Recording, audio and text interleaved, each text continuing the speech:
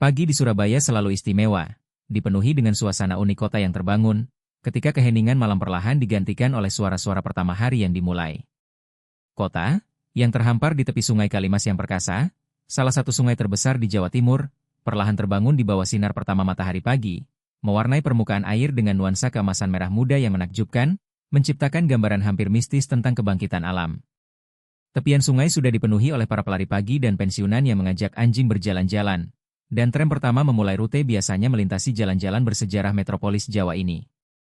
Di Jalan Raya Darmo, di jantung kawasan bisnis, di antara gedung-gedung perkantoran tinggi dari kaca dan beton, terdapat sebuah kedai kopi kecil namun sangat nyaman dengan nama romantis, Aroma Kopi, yang telah lama mendapatkan reputasi sempurna sebagai salah satu tempat terbaik untuk kopi pagi dan menjadi tempat pertemuan favorit bagi kaum intelektual lokal, pebisnis sukses, dan pemuda kreatif kota.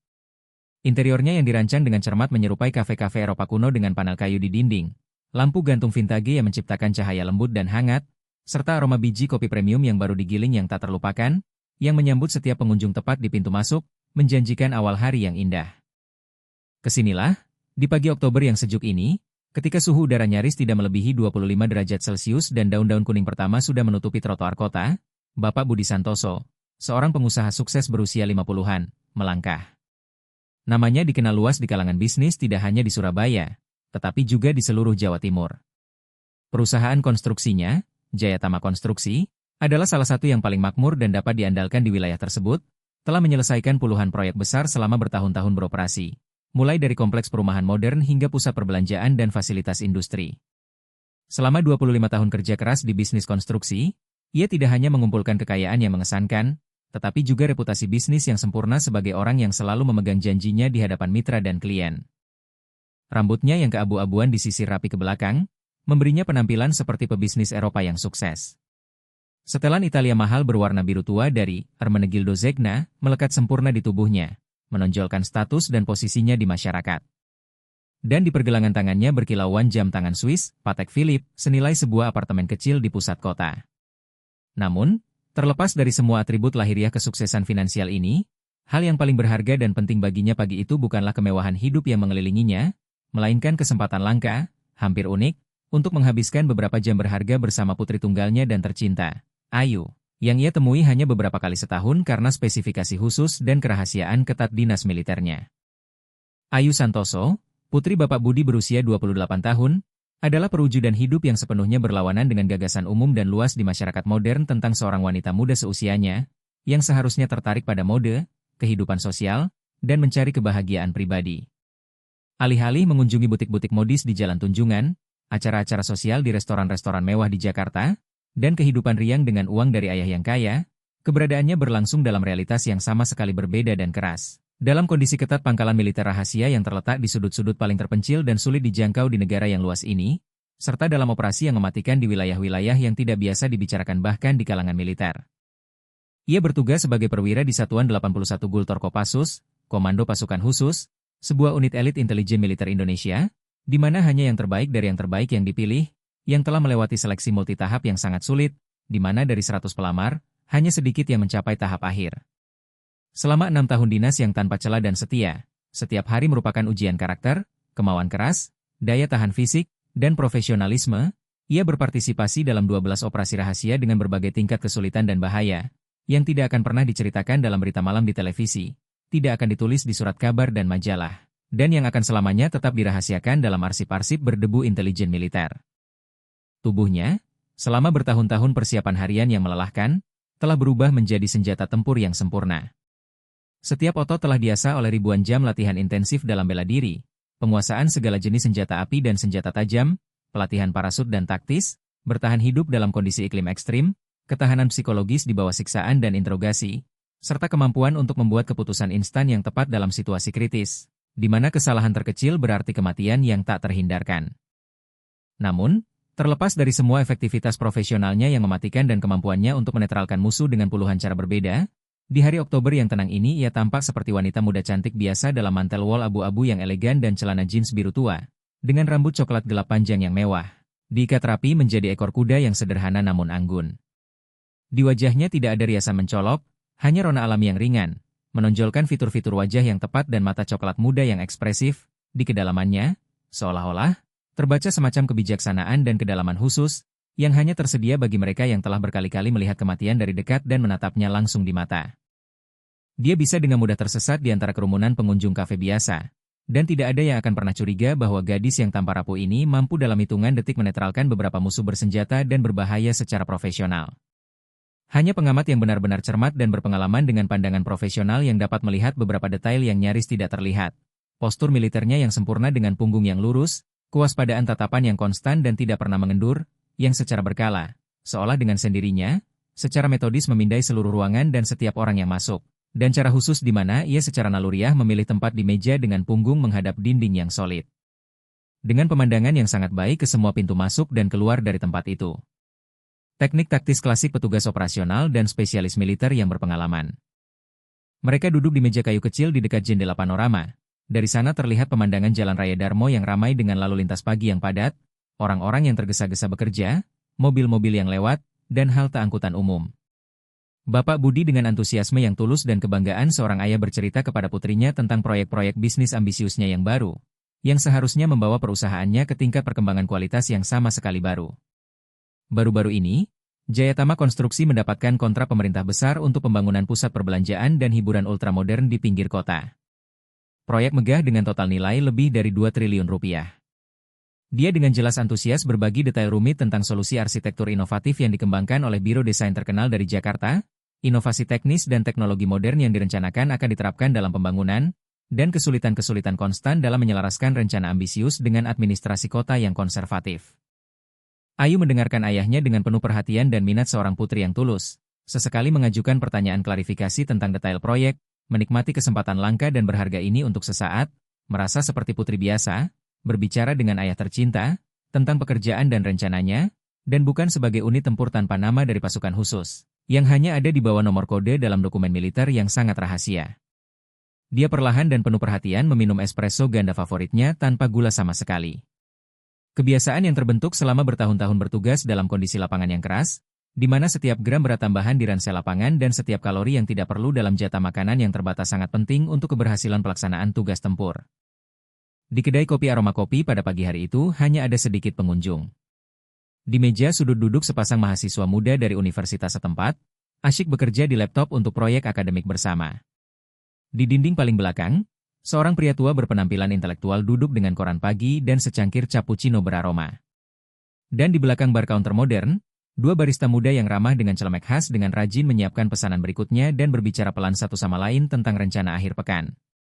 Pagi Oktober yang tenang biasa di kota provinsi Indonesia biasa, di mana orang-orang sederhana menjalani kehidupan sehari-hari yang teratur, tidak menyadari peristiwa dramatis apa yang dapat menyerbu keberadaan damai mereka kapan saja. Tetapi ketenangan yang tampaknya damai ini, ilusi nyaman akan keamanan dan perlindungan penuh ini, ditakdirkan untuk berakhir dengan cara yang paling dramatis dan mengejutkan hanya dalam beberapa menit singkat.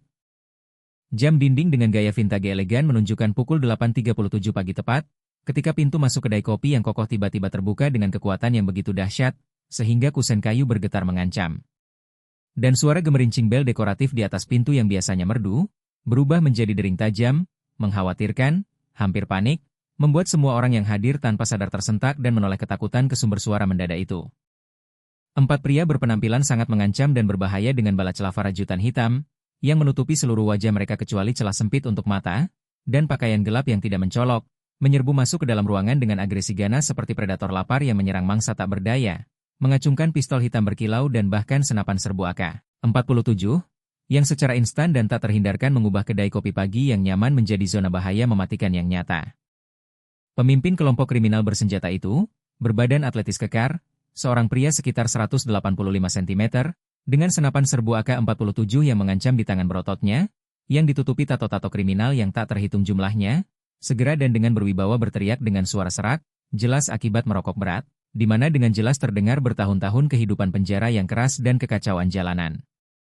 Dalam sepersekian detik, pada saat kritis itu, ketika Riko Handoyo mengulurkan tangannya yang kasar dan bertato kejam tangan mahal Bapak Budi, dan rekannya, Jaka Pramono, mendekat mengancam dari sisi lain, mengacungkan pistol di depan wajah pengusaha yang memucat, Ayu Santoso melakukan penilaian profesional secepat kilat terhadap seluruh situasi taktis dengan presisi dingin sebuah komputer tempur. Otaknya, yang terlatih selama 6 tahun dinas intensif di Satuan 81 Gultor Kopassus dan biasa oleh puluhan operasi tempur nyata, secara instan memproses semua parameter ancaman kritis saat ini.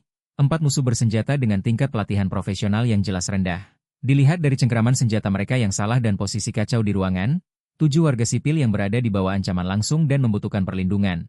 Ayahnya sendiri di zona tembak langsung, jarak ke target terdekat, 2,4 meter ke Riko dan 1,5 meter ke Jaka.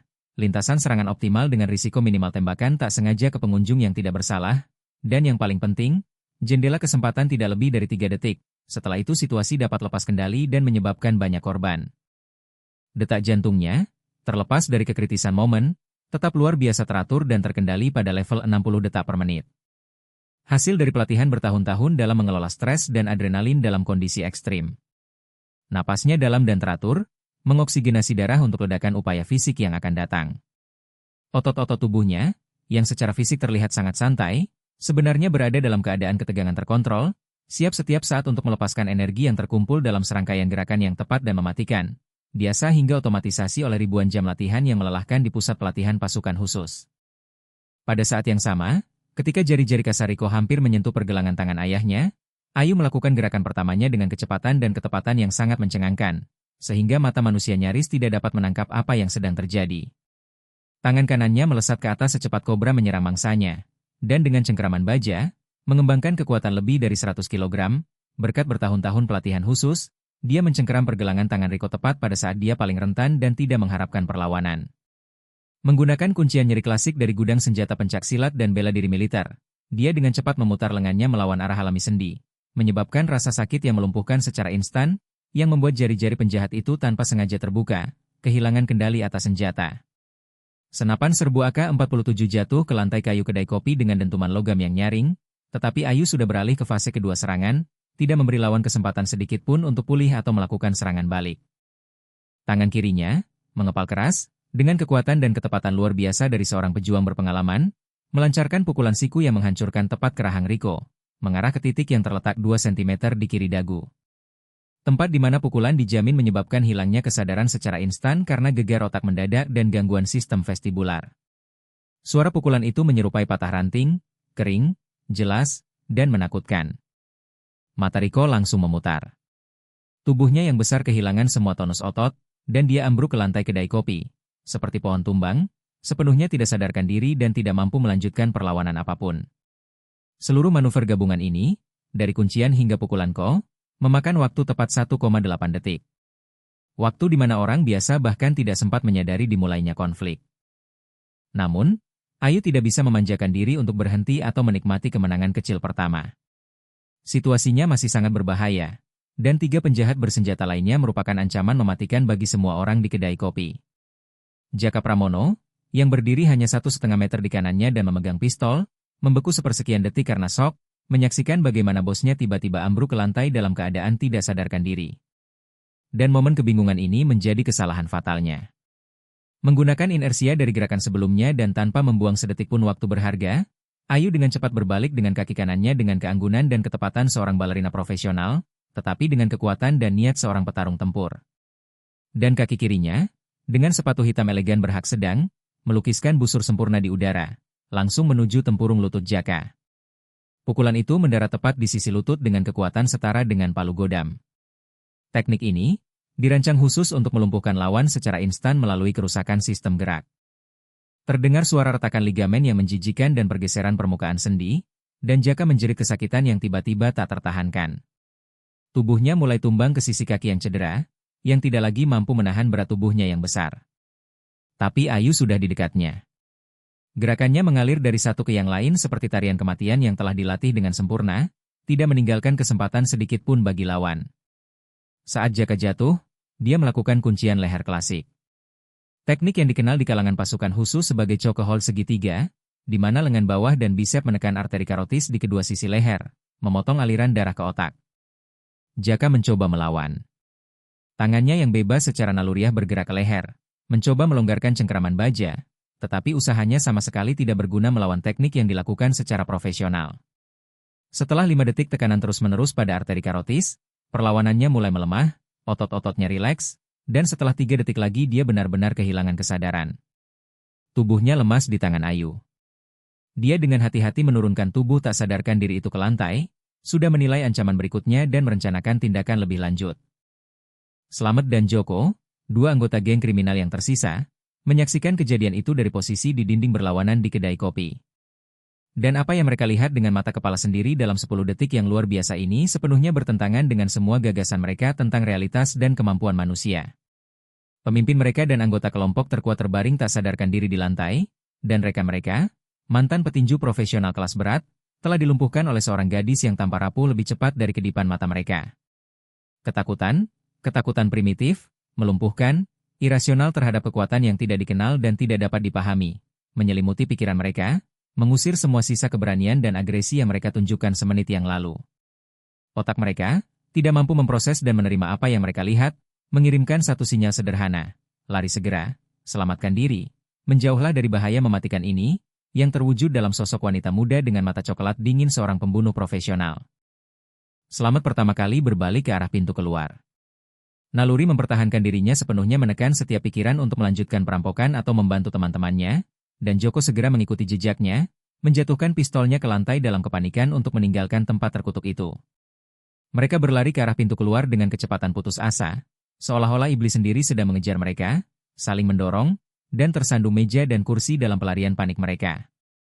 Pintu masuk terbuka dengan suara berisik. Lonceng berdering histeris, dan beberapa detik kemudian kedua penjahat itu sudah melarikan diri di sepanjang Jalan Raya Darmo, bahkan tanpa menoleh ke belakang. Satu-satunya pikiran mereka adalah memaksimalkan jarak antara mereka dan wanita menakutkan ini, yang telah menghancurkan geng mereka dalam hitungan detik.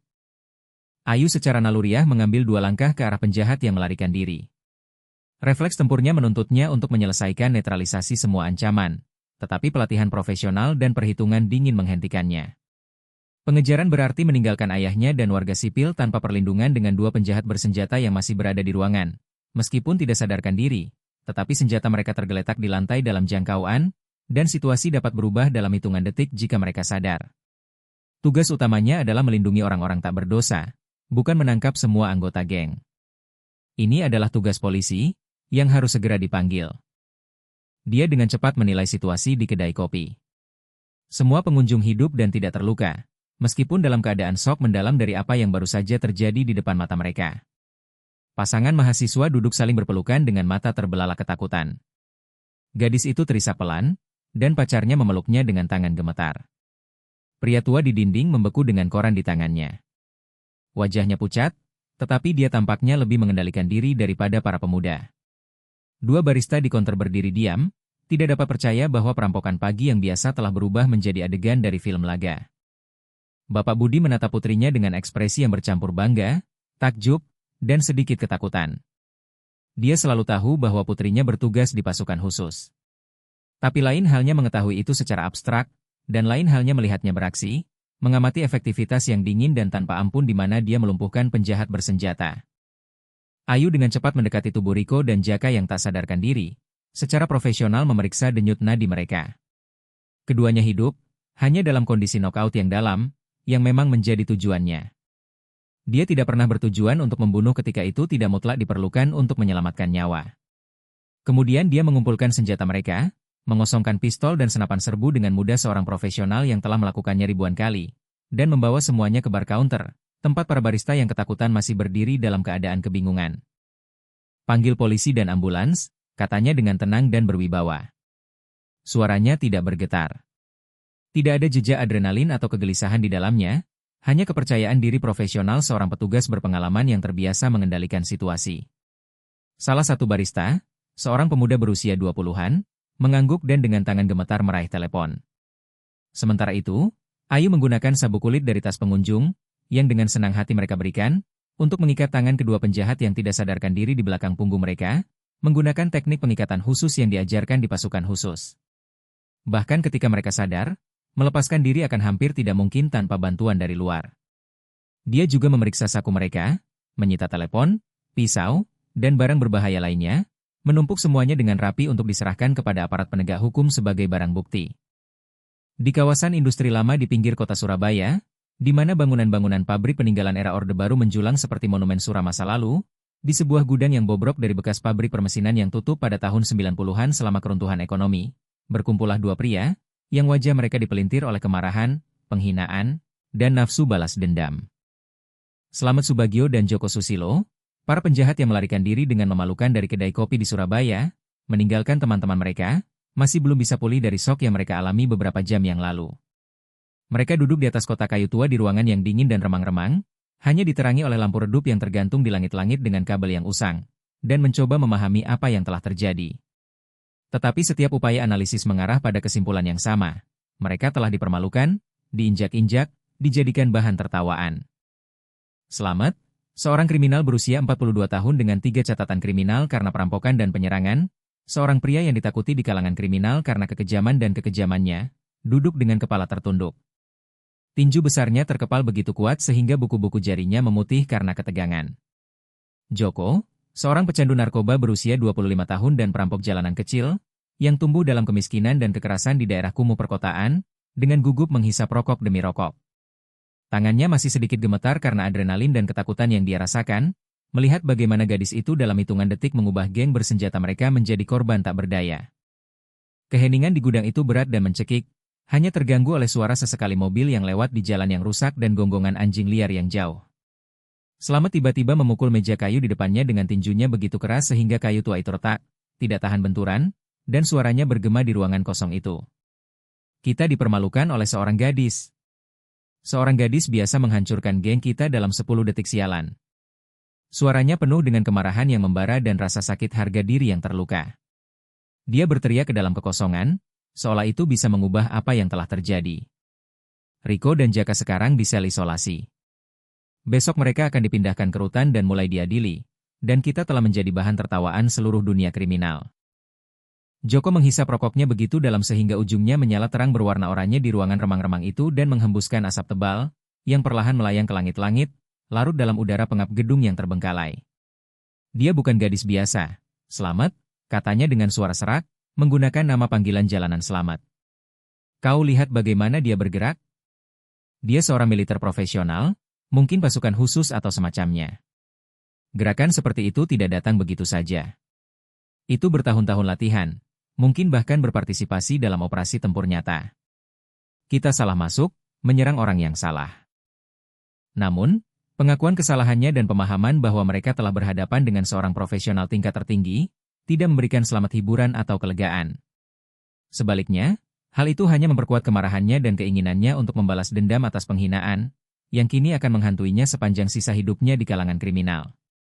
Aku tidak peduli siapa dia, pasukan khusus, militer, atau iblis sendiri dalam wujud wanita. Dia mempermalukan kita, membuat kita menjadi pecundang dan pengecut yang meninggalkan saudara-saudara mereka, dan melarikan diri dengan memalukan. Sekarang seluruh kota tahu cerita ini. Video dari kedai kopi telah menyebar ke semua media sosial. Kita dikenali di jalanan dan ditertawakan di belakang punggung kita. Kata-katanya benar. Memang, beberapa pengunjung kedai kopi merekam sebagian kejadian dengan ponsel mereka, dan rekaman video di mana seorang wanita muda secara profesional menetralkan perampok bersenjata telah ditonton ratusan ribu kali di internet, mengubah geng mereka menjadi meme internet dan objek ejekan massal. Komentar di bawah video itu kejam. Orang-orang mengejek kepengecutan, ketidakmampuan, dan betapa mudahnya mereka dilumpuhkan oleh seorang gadis. Bagi penjahat, yang reputasinya di dunia kriminal adalah satu-satunya modal dan pertahanan mereka, penghinaan ini lebih buruk daripada hukuman penjara. Justru pada saat itu, pintu gudang yang terbuat dari logam besar berderi terbuka, dan 3 pria masuk ke dalam ruangan. Sosok mereka terlihat dalam cahaya redup sebagai bayangan yang menyeramkan. Yang pertama adalah Dedi Susanto, pertas berusia 33 tahun dan spesialis pertasan sistem keamanan komputer, seorang pria yang menghabiskan sebagian besar hidupnya di depan monitor komputer, meretas jaringan yang dilindungi, mencuri informasi rahasia, dan menjualnya kepada mereka yang bersedia membayar. Sosoknya yang kurus, kulit pucat karena kurangnya sinar matahari dan makanan tidak sehat seorang programmer genius, kacamata berbingkai tipis, dan rambut yang selalu acak-acakan menciptakan kesan menipu seorang gaya komputer yang tidak berbahaya. Namun di balik penampilan ini tersembunyi pikiran analitis yang tajam dan ketiadaan prinsip moral sepenuhnya, membuatnya menjadi sekutu yang berbahaya dan musuh yang lebih berbahaya. Di belakangnya adalah Bapak Sugeng, mantan petugas lembaga pemasyarakatan kelas 1 yang berusia 45 tahun, dipecat 3 tahun lalu setelah skema korupsi terungkap, di mana ia membantu narapidana menyelundupkan barang terlarang dan mengatur pertemuan dengan dunia luar dengan imbalan suap besar. Sosoknya yang besar, rambut cepak, dan wajah keras dengan banyak bekas luka dari perkelahian di penjara menunjukkan seorang pria yang tahu seluruh sistem pemasyarakatan dari dalam, kelemahannya, dan celah-celah yang dapat dimanfaatkan. Yang ketiga adalah Rizal Fadli, seorang penjahat muda berusia 29 tahun yang berspesialisasi dalam pencurian mobil dan perampokan bersenjata. Seorang pria tanpa rasa takut atau hati nurani, siap melakukan kejahatan apapun demi uang. Dedi diam-diam berjalan ke meja darurat, membuka laptopnya yang usang dan memutar layar ke arah Slamet dan Joko. Di layar terpampang diagram rinci sel isolasi kota di Jalan Raya Mastrip di Surabaya, tempat Riko dan Jaka saat ini ditahan menunggu persidangan. Saya punya rencana, katanya dengan suara pelan namun percaya diri seorang teknisi, terbiasa memecahkan masalah kompleks melalui logika dan perhitungan. Saya telah meretas database Polda Jawa Timur dan mendapatkan informasi lengkap tentang rezim penahanan teman-teman kita dan jadwal pergerakan mereka. 3 hari lagi, pada Rabu pagi, Riko dan Jaka akan dipindahkan dari isolasi ke Rutan Medaeng untuk menghadiri sidang pendahuluan tentang penentuan tindakan penahanan. Rute konvoi sudah saya pelajari. Mereka akan melewati jalan pintas melalui jembatan tua di atas Sungai Surabaya, yang melewati kawasan industri yang hampir tidak berpenghuni di pinggir kota. Di sana kita bisa membuat jebakan dengan risiko minimal saksi mata yang tidak sengaja dan jalur mundur cepat melalui jalan hutan yang sudah saya petakan. Dia memperbesar gambar di layar, menunjukkan lokasi tepat jebakan yang diusulkan. Bagian jalan yang dikelilingi hutan lebat di kedua sisi, jauh dari daerah pemukiman dan kamera pengawas. Tempat yang ideal untuk serangan mendadak pada konvoi yang tidak menaruh curiga. Bapak Sugeng, menggunakan pengalaman bertahun-tahun bekerja di sistem penjara, melengkapi rencana dengan detail teknis. Konvoi biasanya terdiri dari 2 mobil, mobil tahanan dengan narapidana dan mobil pengawal dengan 4 petugas bersenjata. Mereka menggunakan protokol keamanan standar, yang saya hafal di luar kepala, karena saya sendiri telah berpartisipasi dalam puluhan pengangkutan semacam itu. Jika kita memblokir jalan dengan truk besar, itu akan memaksa konvoi berhenti. Dan kemudian kita akan menyerang dari 2 sisi secara bersamaan, menggunakan keunggulan jumlah dan faktor kejutan. Pengawal tidak akan punya waktu untuk mengatur pertahanan atau memanggil bala bantuan jika kita bertindak cepat dan tegas. Rizal, yang berspesialisasi dalam pencurian mobil dan sangat mengenal kendaraan, menambahkan, saya akan mendapatkan truk yang dibutuhkan dan menyiapkan mobil untuk mundur. Mobil cepat, tidak terdaftar, yang tidak dapat dilacak. Saya juga punya kontak yang dapat memberi kita senjata tambahan, senapan serbu, rompi anti peluru, semua yang dibutuhkan untuk operasi sebesar ini. Rencana itu mulai terbentuk, berubah dari gagasan abstrak balas dendam menjadi operasi nyata dengan tahapan yang direncanakan secara rinci dan opsi cadangan jika terjadi keadaan tak terduga. Selamat mendengarkan dengan minat dan persetujuan yang semakin meningkat. Matanya menyala dengan kilatan buas dari seseorang yang melihat peluang nyata untuk memperbaiki situasi dan mendapatkan kembali rasa hormat yang hilang. Dan setelah kita membebaskan Riko dan Jaka, kita akan menemukan wanita militer itu dan menunjukkan padanya apa yang terjadi pada mereka yang menghalangi jalan kita. Dia menyeringai jahat, menggosok tangannya untuk mengantisipasi balas dendam yang akan datang. Dia pikir dia bisa menghancurkan kita dan terus hidup dengan tenang. Dia sangat keliru. Kita akan menemukannya, melacaknya, menangkapnya, dan membuatnya menyesali hari di kedai kopi itu. Aku ingin dia mengerti apa artinya ketakutan yang sesungguhnya, apa artinya menjadi tak berdaya dan rentan. Joko mengangguk setuju. Ketakutannya mulai digantikan oleh keinginan untuk membalas dendam dan mengembalikan reputasinya. Dedi kembali mengetuk keyboard laptop. Jari-jarinya melayang di atas tombol dengan kecepatan luar biasa seorang peretas berpengalaman. Saya sudah mulai mengumpulkan informasi tentang dia. Polisi, tentu saja, mengambil kesaksian dari semua saksi, tetapi mereka menyembunyikan identitasnya dengan hati-hati, yang menegaskan bahwa dia memang seorang militer, kemungkinan besar dengan status rahasia, tetapi saya punya metode lain untuk mendapatkan informasi. Melalui seorang polisi korup yang saya kenal, yang bekerja di database Polri, saya bisa mendapatkan alamat pendaftarannya, foto-foto dari dokumen, dan informasi penting lainnya dengan bayaran tertentu. Uang bisa menyelesaikan banyak hal di sistem korup kita. Pagi hari Rabu terasa kelabu dan dingin, khas akhir musim kemarau di Surabaya, ketika awan kelabu rendah menggantung di atas kota, mengancam hujan, dan angin dingin dari Laut Jawa menembus tulang siapapun yang berani keluar rumah tanpa pakaian hangat. Tepat pukul 7 pagi, iring-iringan kecil 2 kendaraan keluar dari gerbang sel isolasi di Jalan Raya Mastrip. Di depan melaju mobil dinas SUV hitam dengan 4 petugas pengawal bersenjata, dan di belakangnya diikuti mobil tahanan khusus, van lapis baja putih dengan jendela berjeruji dan bodi yang diperkuat, Di dalamnya Riko Handoyo dan Jaka Pramono duduk terborgol, dikawal oleh 2 petugas dengan senapan serbu. Rute itu standar dan dikenal baik oleh semua petugas. Melalui pusat kota menuju gedung pengadilan negeri untuk menghadiri sidang pendahuluan kasus pidana mereka tentang pengorganisasian perampokan bersenjata, percobaan pembunuhan petugas penegak hukum, dan kepemilikan senjata ilegal. Riko dan Jaka duduk diam, tenggelam dalam pikiran suram tentang hukuman penjara panjang yang akan datang, bahkan tidak menyadari bahwa pada saat yang sama teman-teman mereka sedang menyiapkan operasi berani untuk membebaskan mereka, mempertaruhkan segalanya demi solidaritas kriminal dan nafsu balas dendam. Kolom kendaraan bergerak di sepanjang rute yang biasa melewati kawasan pemukiman, kemudian berbelok ke jalan lingkar yang mengitari pusat kota bersejarah. Jalan ini lebih panjang beberapa kilometer, tetapi menghindari kemacetan lalu lintas pagi dan menjamin kedatangan tepat waktu di pengadilan pada waktu sidang yang ditentukan. Pengemudi mobil terdepan, seorang petugas pengawal berpengalaman berusia 45 tahun, Bapak Agung Wijaya, yang telah bekerja di sistem tersebut lebih dari 20 tahun dan telah melakukan ratusan perjalanan serupa, dengan tenang mengemudikan mobil di jalan yang familiar, sesekali berbicara melalui radio dengan pengemudi mobil tahanan, yang mengikuti 30 meter di belakang. Dia tidak melihat sesuatu yang mencurigakan. Jalan itu sepi, yang biasa untuk waktu seperti ini di jalur ini melalui kawasan industri, di mana praktis tidak ada bangunan tempat tinggal atau kantor. Jembatan besi tua di atas Sungai Surabaya terbentang di depan. Konstruksi 2 jalur peninggalan zaman kolonial, menghubungkan 2 tepi di daerah kota yang jarang penduduknya ini. Inilah tempat yang dipilih Dedi Susanto untuk jebakan setelah analisis menyeluruh terhadap semua opsi yang mungkin. Jauh dari permukiman, tidak ada kamera pengawas, hutan lebat di kedua sisi jalan, dan beberapa jalur mundur cepat membuatnya ideal untuk rencana mereka.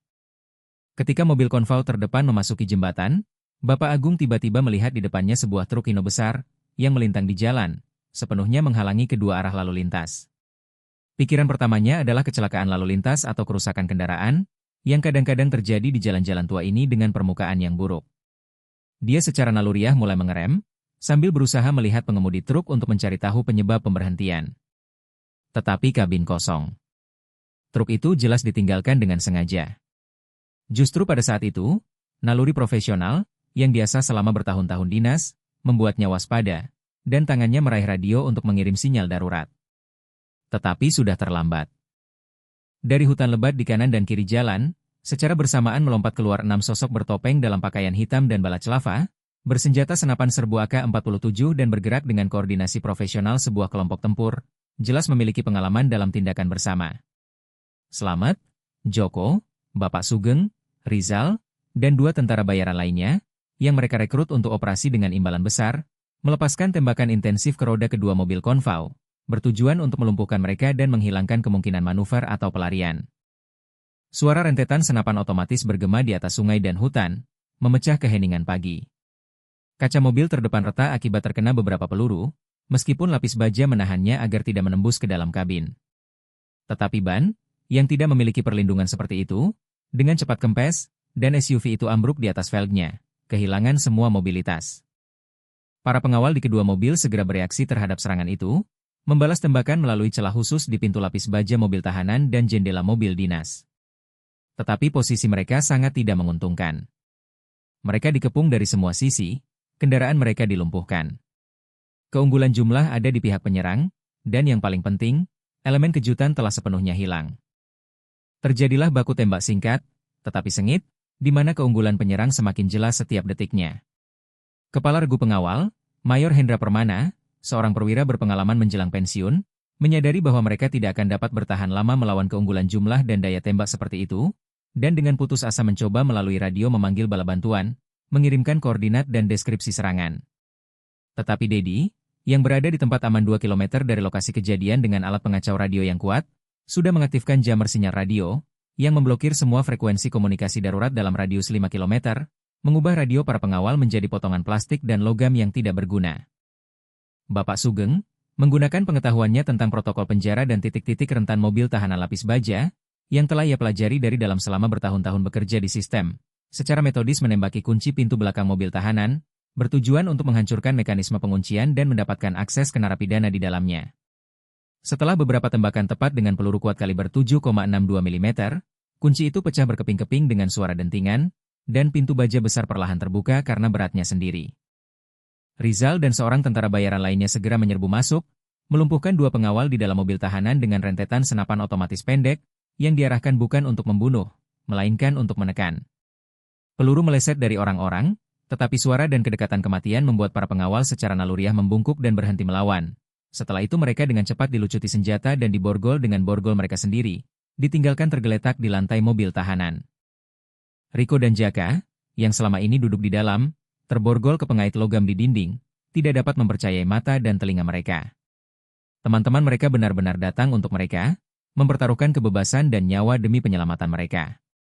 Kunci borgol dengan cepat ditemukan pada salah satu pengawal, dan beberapa detik kemudian kedua narapidana itu bebas, menggosok pergelangan tangan yang kaku dan tergesa-gesa keluar dari mobil tahanan menuju kebebasan. Slamet dan Joko terus menembakkan senjata api ke mobil terdepan, menekan petugas konvoi dan tidak memberi mereka kesempatan untuk mengatur perlawanan atau serangan balik yang efektif. Cepat, kita punya maksimal 5 menit sebelum bala bantuan tiba, bahkan jika radio mereka tidak berfungsi, teriak Slamet. Suaranya tegang karena adrenalin dan kesadaran akan kekritisan setiap detik. Salah satu penjaga di mobil terdepan, seorang letnan muda, melakukan upaya putus asa untuk keluar dari mobil dan mengambil posisi menembak yang lebih menguntungkan, tetapi segera terluka di bahu oleh tembakan tepat dari Joko dan, kehilangan darah, terpaksa mundur kembali ke keamanan relatif kabin lapis baja. Penjaga lainnya, melihat kesia-siaan perlawanan lebih lanjut terhadap kekuatan yang jauh lebih unggul dan menyadari bahwa tugas utama mereka, menjaga narapidana, telah gagal, membuat keputusan bijak untuk menghentikan tembakan dan menyelamatkan hidup mereka. Perlahan melemparkan senjata dari jendela sebagai tanda menyerah dan mengangkat tangan mereka sebagai tanda menyerah universal. Seluruh operasi, dari awal serangan hingga pembebasan Rico dan Jaka yang berhasil, memakan waktu tepat 4 menit dan 37 detik. Serangan yang cepat, terencana dengan baik, dan dilakukan secara profesional, yang mengejutkan konvoi dan tidak meninggalkan peluang bagi para pembela. Para penjahat yang dibebaskan, bersama dengan teman-teman mereka, dengan cepat berlari ke 3 mobil yang telah disiapkan. SUV curian dengan plat nomor palsu, yang diparkir Rizal 100 meter dari jembatan di dalam hutan lebat, siap untuk segera mundur. Mereka naik ke mobil dan dalam hitungan detik sudah melaju di jalan hutan yang telah dipetakan sebelumnya, menuju arah yang berlawanan dari kota ke tempat persembunyian yang aman, yang telah disiapkan Dedi sebelumnya.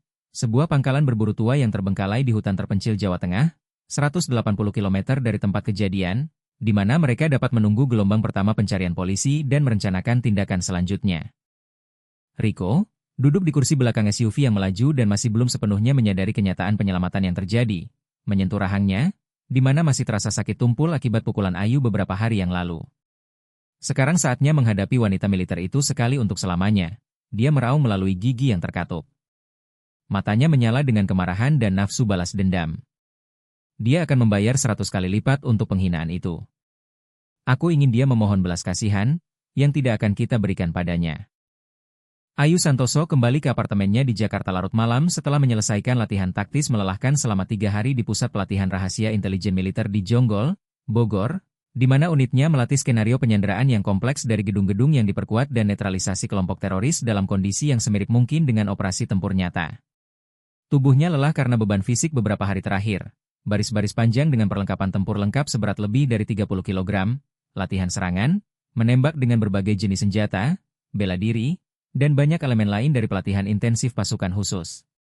Namun pikirannya tetap tajam dan waspada, seperti biasa. Apartemennya terletak di daerah tenang di Jakarta Selatan, di sebuah rumah panel biasa yang dibangun pada tahun 90-an, tidak berbeda dengan ratusan bangunan serupa. Anonimitas seperti itulah yang lebih disukai oleh perwira dinas khusus, berusaha untuk tidak menarik perhatian tetangga atau pengamat yang tidak sengaja. Apartemen 2 kamar di lantai 6 dilengkapi secara asketis dan fungsional. Perabotan minimal. Tidak ada foto pribadi di dinding, yang dapat mengkompromikannya atau orang-orang terdekatnya, tidak ada barang mahal yang menarik perhatian. Semuanya tunduk pada prinsip kepraktisan dan kesiapan untuk setiap saat meninggalkan tempat ini tanpa penyesalan. Hal pertama yang ia lakukan, setelah melangkah melewati ambang pintu apartemennya dan menjatuhkan ransel berat berisi perlengkapan ke lantai di lorong, adalah memeriksa semua ruangan untuk mencari tanda-tanda penyusupan atau akses tidak sah. Secara metodis memeriksa setiap kamar, setiap sudut, setiap jendela dengan ketelitian profesional seorang petugas operasional, yang baginya paranoia telah lama berhenti menjadi penyimpangan mental dan berubah menjadi alat bertahan hidup yang sangat diperlukan. Tanda-tanda kecil yang nyaris tidak terlihat oleh orang biasa, yang selalu ia tinggalkan sebelum pergi. Sehelai rambut yang ditempelkan dengan cara tertentu ke kusen pintu, Sebuah buku di rak yang diletakkan pada sudut tertentu. Setitik debu di tempat tertentu di ambang jendela. Semuanya berada di tempatnya, menunjukkan bahwa apartemen itu tetap tidak tersentuh selama ketidakhadirannya. Puas dengan hasil pemeriksaan, dia mengaktifkan sistem keamanan berlapis, sensor gerak elektronik di jendela dan pintu masuk, yang secara tidak terlihat terintegrasi ke dalam elemen interior biasa, kamera pengawas yang disamarkan sebagai peralatan rumah tangga biasa, dan alarm khusus, yang jika terjadi pembobolan, segera mengirimkan sinyal darurat terenkripsi ke server aman intelijen militer. Tindakan pencegahan ini mungkin tampak berlebihan bagi orang biasa, tetapi bagi seorang perwira pasukan khusus yang berpartisipasi dalam operasi rahasia melawan kelompok kriminal berbahaya dan organisasi teroris, itu adalah persyaratan minimal yang mutlak. Setelah mandi air hangat yang lama, yang membantu mengendurkan otot-otot yang tegang dan membersihkan keringat serta kotoran dari latihan lapangan 3 hari, Ayu mengganti pakaiannya menjadi pakaian rumah sederhana, celana olahraga abu-abu dan kaos hitam, dan pergi ke dapur kecil, tempat dia menyiapkan makan malam ringan untuk dirinya sendiri dari dada ayam kukus, sayuran segar, dan teh hijau tanpa gula, mengikuti diet ketat seorang militer profesional, yang tubuhnya adalah alat kerja utama. Membutuhkan perawatan konstan dalam bentuk yang sempurna. Saat makan, dia membaca berita terbaru di tabletnya, dan perhatiannya tertuju pada berita tentang serangan berani terhadap konvoi dan pembebasan 2 narapidana di Surabaya, yang terjadi pagi hari yang sama. Membaca detail operasi itu, koordinasi tindakan penyerang, penggunaan jammer komunikasi radio, pemblokiran rute profesional, dan mundur cepat, dia dengan minat profesional mencatat bahwa di balik ini bukanlah geng jalanan biasa, melainkan kelompok yang relatif terorganisir dengan akses ke persenjataan serius dan sarana teknis. Ketika nama narapidana yang dibebaskan, Riko Handoyo dan Jaka Pramono, yang ditangkap beberapa hari sebelumnya di Surabaya karena percobaan perampokan bersenjata, disebutkan dalam artikel itu, dia sesaat membeku, menyadari bahwa kedua orang ini adalah penjahat yang sama yang dia lumpuhkan di kedai kopi Aroma Kopi, tempat dia menghabiskan pagi bersama ayahnya. Naluri profesional, biasa selama bertahun-tahun bekerja di intelijen dan operasi khusus, segera mengaktifkan mode kewaspadaan tinggi dan analisis ancaman potensial dalam benaknya. Dia sangat memahami psikologi dunia kriminal. Pembebasan Riko dan Jaka oleh teman-teman mereka berarti bukan hanya pelarian dari pengawalan, tetapi juga kemungkinan besar bahwa seluruh geng sekarang akan mencari cara untuk membalas dendam atas penghinaan yang dia berikan kepada mereka. Di dunia kriminal, reputasi lebih berarti daripada hidup. Dan penghinaan publik, terutama yang direkam dalam video dan disebarluaskan di media sosial, menuntut tanggapan berdarah. Jika tidak, mereka akan selamanya kehilangan semua rasa hormat di kalangan kriminal dan akan menjadi sasaran empuk bagi geng saingan. Ayu secara metodis mulai menganalisis kemungkinan skenario perkembangan situasi. Bisakah mereka mengetahui identitasnya? Kemungkinan besar, ya, melalui petugas polisi korup yang memiliki akses ke database Polri atau melalui saksi insiden tersebut. Bisakah mereka menemukan alamatnya? Mungkin. Meskipun pendaftarannya dilakukan dengan klasifikasi rahasia, di Indonesia modern, untuk sejumlah uang yang tepat, hampir semua informasi dapat diperoleh, bahkan yang dilindungi oleh rahasia negara. Akankah mereka cukup ceroboh untuk mencoba menyerang perwira aktif intelijen militer?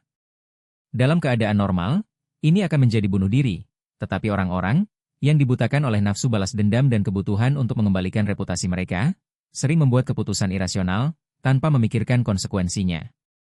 Setelah selesai makan malam dan menganalisis situasi, Ayu memutuskan untuk mengambil tindakan pencegahan tambahan, tidak hanya mengandalkan sistem keamanan standar apartemen. Dia mengeluarkan senjata dinasnya dari brankas terkunci, yang tersembunyi di lemari kamar tidur di balik panel palsu, pistol Pindad G2 Combat kaliber 9 dengan peredam suara dan 3 magasin cadangan, masing-masing berisi 18 peluru penembus baja, mampu menembus bahkan rompi anti peluru modern kelas 3. Dia secara metodis memeriksa senjata itu, membongkar dan merakitnya dalam hitungan detik dengan mata tertutup. Latihan yang telah dilakukan pasukan khusus ribuan kali hingga otomatisasi penuh. Dia mengisi peluru ke dalam kamar peluru, memeriksa fungsi pengaman, dan meletakkan pistol yang sudah terisi di meja samping tempat tidur dalam jangkauan mudah dari tempat tidur, di mana dia selalu bisa langsung mengambilnya jika ada ancaman mendadak.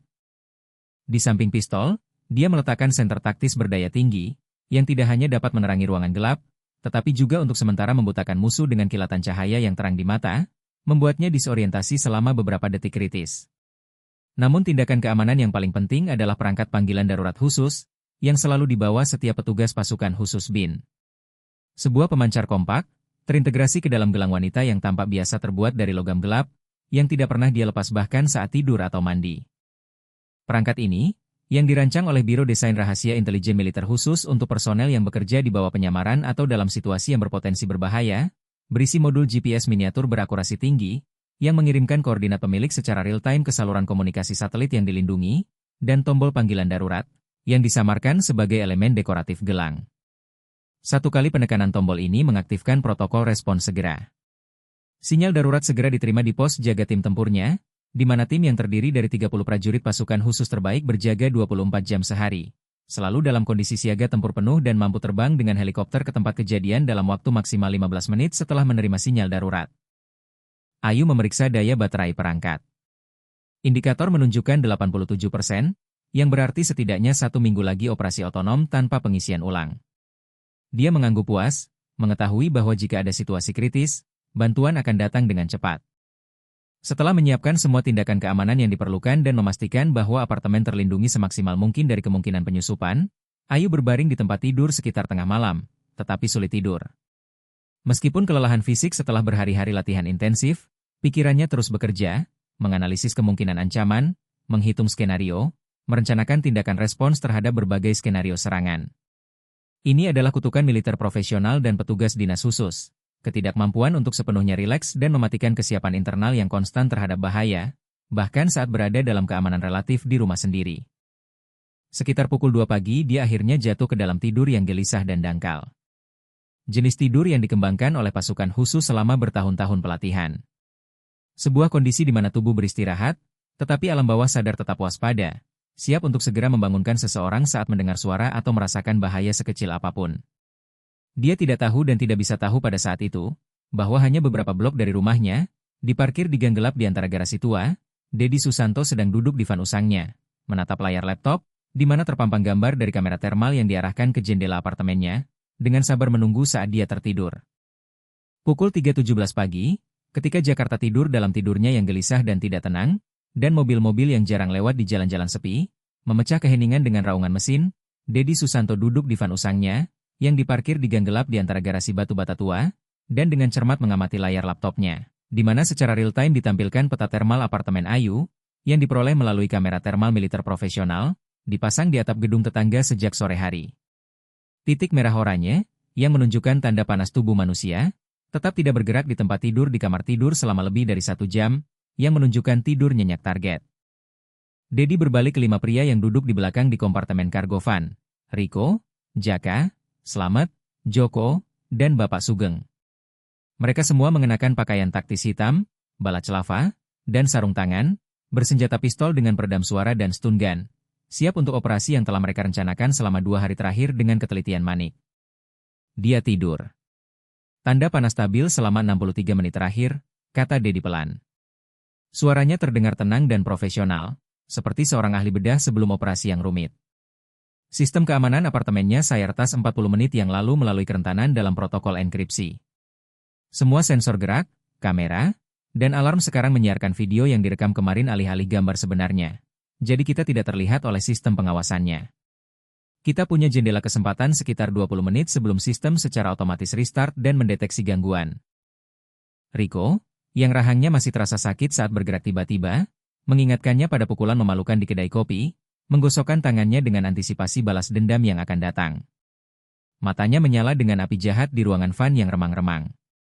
Bagus, saatnya menunjukkan kepada wanita militer ini apa yang terjadi pada mereka yang mempermalukan kita.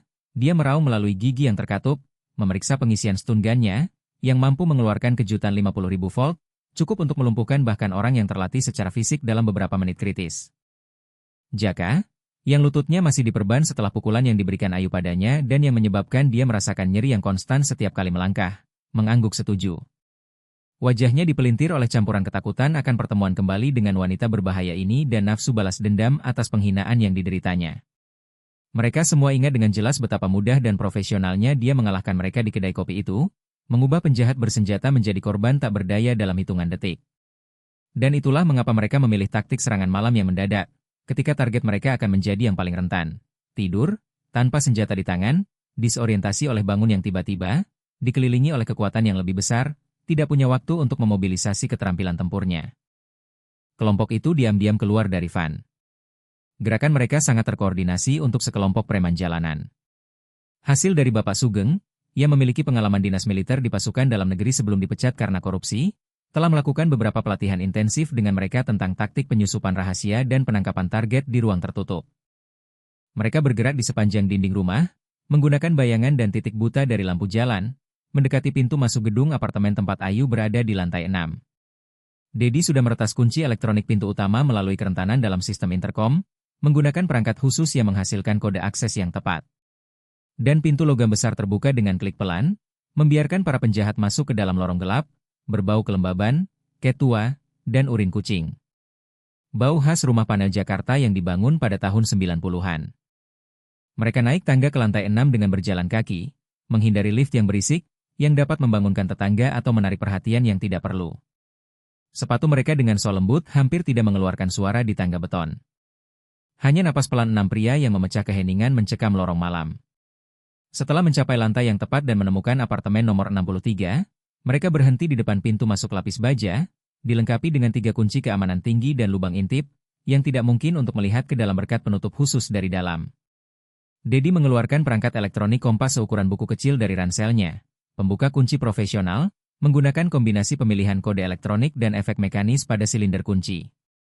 Perangkat seharga lebih dari $500 miliar, yang ia peroleh di pasar gelap dari mantan petugas BIN.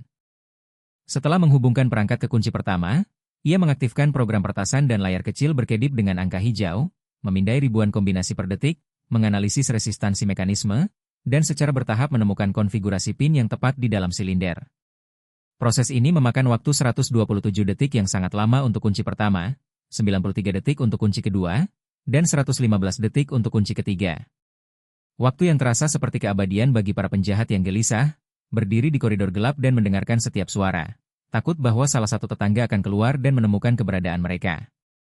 Akhirnya, kunci terakhir menyerah dengan klik pelan, dan pintu perlahan, hampir tanpa suara, terbuka ke dalam, membiarkan 6 pria bersenjata masuk ke apartemen wanita yang sedang tidur. Mereka masuk ke lorong dengan kehati-hatian profesional. Setiap orang tahu perannya dalam operasi yang akan datang. Riko dan Slamet harus menyerbu kamar tidur terlebih dahulu dan melumpuhkan target dengan stun gun.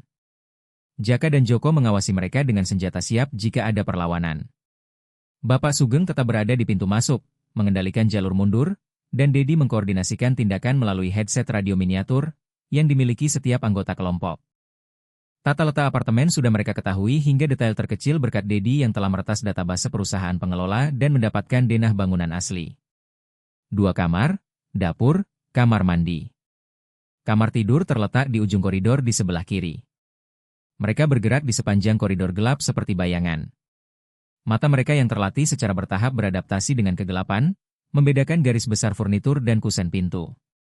Pintu kamar tidur sedikit terbuka, dan mereka bisa mendengar napas pelan dan teratur dari orang yang sedang tidur. Suara yang meyakinkan mereka bahwa target benar-benar tidur dan tidak menyadari ancaman yang menjulang. Riko dan Slamet mengangguk serempak satu sama lain, menghitung dalam hati hingga 3, lalu secara bersamaan menyerbu masuk ke kamar tidur, menyalakan senter taktis terang yang terpasang pada senjata mereka, yang langsung membanjiri ruangan dengan cahaya putih menyilaukan, yang dirancang untuk mengacaukan dan menekan perlawanan apapun. Ayu, yang memang sedang tidur saat itu, meskipun tidur dangkal seorang militer profesional, secara naluriah terbangun oleh intrusi cahaya dan suara pintu yang terbuka yang tiba-tiba. Tubuhnya yang terlatih segera mencoba beralih ke mode tempur, tetapi dia berada dalam posisi yang sangat tidak menguntungkan. Terbaring di tempat tidur, baru bangun, disorientasi oleh cahaya terang yang langsung menembak mata, dikelilingi dari 2 sisi oleh musuh bersenjata yang bertindak dengan koordinasi dan tekad. Tangannya secara naluriah bergerak ke meja samping tempat tidur, tempat pistol yang sudah terisi tergeletak. Tetapi Riko lebih cepat. Dia melompat ke tempat tidur dengan seluruh berat badannya, menekannya ke kasur, sementara Slamet dari sisi lain menekan stun gun ke bahunya dan menekan tombol pemicu. 50.000 volt listrik menembus tubuhnya. Menyebabkan hilangnya kendali otot secara instan dan rasa sakit yang melumpuhkan, menyebar dari titik kontak ke seluruh sistem saraf.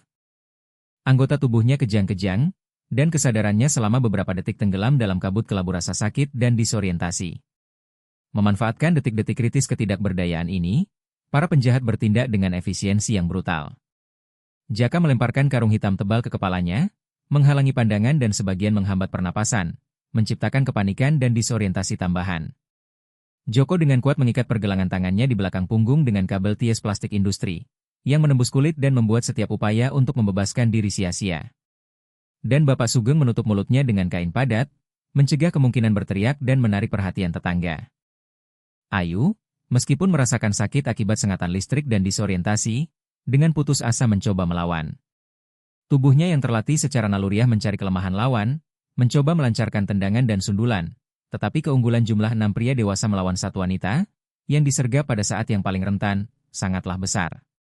Namun, bahkan dalam situasi kritis ini, ketika dia dibungkus selimut untuk diangkut, jari-jari di tangan kanannya menemukan gelang di pergelangan tangannya. Transmitter darurat yang sama yang merupakan satu-satunya harapannya untuk diselamatkan. Mengumpulkan semua sisa konsentrasi dan koordinasi, berjuang melawan efek sisa dari sengatan listrik yang melumpuhkan otot-ototnya, dia berhasil menekan tombol tersembunyi 3 kali berturut-turut dengan impuls pendek. Kode panggilan darurat prioritas tertinggi, yang berarti penangkapan operator oleh musuh dan memerlukan tanggapan segera dari semua kekuatan yang tersedia. Ayu dibawa ke pangkalan berburu yang terbengkalai, terletak jauh di dalam hutan pinus lebat Jawa Tengah, sekitar 180 km barat laut Jakarta, di tempat yang sangat terpencil dari peradaban, sehingga desa terdekat berjarak 20 km melalui jalan hutan yang rusak. Dan sinyal ponsel di sini tidak berfungsi karena tidak adanya menara operator seluler di wilayah yang terlantar ini. Sebuah pondok kayu tua, yang dibangun sejak zaman kolonial Belanda untuk kegiatan berburu pejabat tinggi, telah lama ditinggalkan setelah runtuhnya Orde Baru dan berubah menjadi bangunan setengah rusak dengan atap bocor, jendela pecah, dan lantai kayu busuk. Namun, struktur dasarnya masih cukup kuat untuk menjadi tempat persembunyian sementara bagi para penjahat yang melarikan diri dari keadilan. Van yang membawa Ayu yang diculik tiba di halaman pangkalan berburu pada pagi hari, ketika sinar matahari pertama baru mulai menembus kanopi lebat pohon pinus tinggi yang mengelilingi padang rumput dari semua sisi dan menciptakan isolasi alami dari dunia luar, ideal agar tidak ada yang mendengar teriakan atau tembakan, jika ada. Rico dan Slamet dengan kasar menyeret wanita yang terikat itu keluar dari van. Tubuhnya masih terbungkus selimut. Kantung hitam di kepalanya mencegahnya melihat lingkungan sekitar dan berorientasi di ruang, yang menyebabkan disorientasi tambahan dan tekanan psikologis. Mereka menyeretnya melalui ambang pondok, yang berbau lembab, jamur, dan kayu tua, dan melemparkannya ke kursi kayu di tengah ruangan utama, satu-satunya bagian bangunan yang relatif terawat. Joko dengan cepat dan profesional mengikatnya ke kursi dengan tali tambahan, melilitkan dada, pinggang, dan kakinya, memastikan bahwa dia sepenuhnya tidak bergerak dan tidak dapat melakukan gerakan signifikan apapun, bahkan jika secara ajaib dia berhasil membebaskan tangannya. Hanya setelah mereka yakin bahwa tawanan mereka terikat dengan aman dan tidak menimbulkan ancaman langsung, Jaka merobek kantung hitam dari kepalanya, dan cahaya terang pagi yang menembus jendela pecah menghantam mata Ayu, membuatnya secara naluriah menyipitkan mata setelah berjam-jam kegelapan selama pengangkutan. Ayu perlahan melihat sekeliling. Pikirannya yang terlatih segera mulai menganalisis situasi, terlepas dari ketidaknyamanan fisik dari tali yang ketat yang menekan tubuhnya, dan sisa rasa sakit akibat sengatan listrik yang masih berdenyut di otot bahunya. Dia menilai ruangan itu, sebuah pondok berburu tua berukuran sekitar 6x8 meter, satu pintu keluar melalui pintu utama, 2 jendela tanpa kaca, dinding kayu dengan retakan, di mana cahaya menembus, 6 musuh bersenjata yang terletak di sekitar ruangan, senjata otomatis pada 3 orang, pistol pada yang lain. Penilaian profesionalnya terhadap peluang pembebasan fisik segera adalah pesimistis, terikat terlalu erat. Keunggulan jumlah musuh yang luar biasa, jarak yang sangat jauh ke senjata terdekat sekitar 3 meter, yang dalam keadaan tidak berdaya saat ini membuatnya tidak dapat dijangkau. Namun, wajahnya tetap tenang, hampir acuh tak acuh, tidak menunjukkan ketakutan, kepanikan, atau keputusasaan. Justru perilaku seperti itu dalam situasi kritis yang membedakan petugas operasional profesional dari orang biasa, yang segera histeris saat nyawa terancam. Dia tahu bahwa ketakutan dan kepanikan hanya akan memperburuk posisinya, mengaburkan pikirannya, dan mencegahnya mencari peluang untuk menyelamatkan diri, yang pasti akan muncul jika dia menunjukkan kesabaran dan menjaga kejernihan berpikir. Rico Handoyo perlahan mendekatinya. Langkah kakinya yang berat bergema di lantai kayu pondok. Dia berdiri tepat di depan tawanan yang terikat, menjulang di atasnya dalam posisi dominasi dan keunggulan.